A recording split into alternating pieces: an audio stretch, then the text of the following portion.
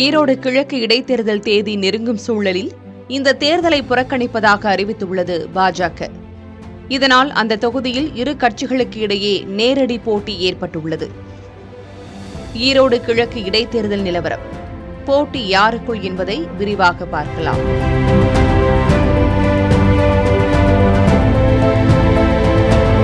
ஈரோடு கிழக்கு தொகுதி எம்எல்ஏவாக இருந்த EVKS இளங்கோவன் உயிரிழந்ததை தொடர்ந்து அந்த தொகுதிக்கு இடைத்தேர்தல் நடைபெற இருக்கிறது.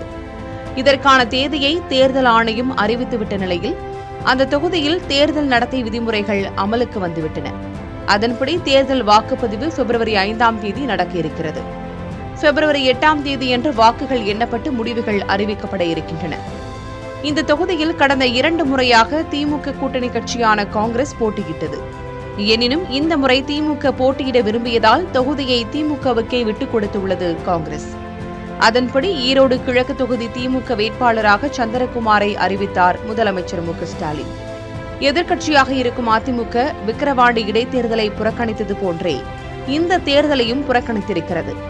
அதன் கூட்டணி கட்சியான தேமுதிகவின் முடிவும் இதேதான். இப்படியான சூழலில் பாஜகவும் இந்த தேர்தலை புறக்கணிப்பதாக அறிவித்திருக்கிறது. இது தொடர்பாக பாஜக மாநில தலைவர் அண்ணாமலை வெளியிட்டுள்ள அறிக்கையில், கடந்த 2023ஆம் ஆண்டு நடைபெற்ற இடைத்தேர்தலின் போது பொதுமக்களை பட்டியல் அடைத்து வைத்து கொடுமைப்படுத்தியதை பார்த்தோம். ஆளுங்கட்சி என்ற அதிகார மமதையில் திமுக தேர்தல் விதிமுறைகளை எல்லாம் மீறி செயல்பட்டதை நாம் அனைவரும் எதிர்கொண்டோம். மக்கள் நலன் விரும்பும் தேசிய ஜனநாயக கூட்டணி கட்சி தலைவர்கள் அனைவரும் நன்கு கலந்தாலோசித்த பிறகு ஈரோடு கிழக்கு இடைத்தேர்தலை தேசிய ஜனநாயக கூட்டணி புறக்கணிப்பதாக முடிவெடுத்துள்ளோம் என்று குறிப்பிட்டிருக்கிறார். பாஜகவின் இந்த புறக்கணிப்பு முடிவால் ஈரோடு கிழக்கில் திமுகவுக்கும் நாதகவுக்கும் நேரடி போட்டி நிலவுகிறது. கடந்த முறை திமுக, அதிமுக, நாதக என்று மும்முனை போட்டி நிலவியது. அப்போது திமுக வேட்பாளர் EVKS இளங்கோவன் சுமார் 1,10,000 வாக்குகளை பெற்று வெற்றி பெற்றார். அதிமுக வேட்பாளர் தென்னரசு 49,981 வாக்குகளையும், நாதக வேட்பாளர் மேனகா 10,800 வாக்குகளையும் பெற்றார்.